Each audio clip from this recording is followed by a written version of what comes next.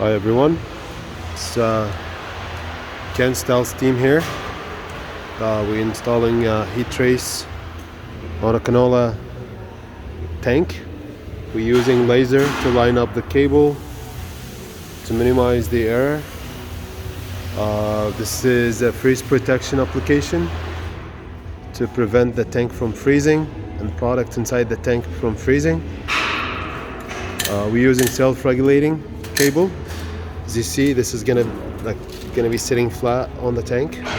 Insulation will come after and sit tight. Self-regulating, 8 watt per foot, 208 volt. It's a big tank.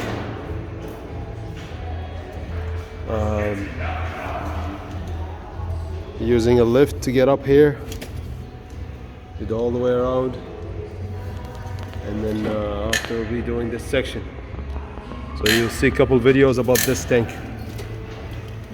Just making sure that you guys know cable has to be flat, taped with aluminum tape, special tape to keep it tight. This tank gonna be installed in Saskatchewan, Canada. Once again, it's for canola product. We're gonna go down all the way around the tank. This system engineered by Canstal team. If you have any question, just go to our website and send us an email.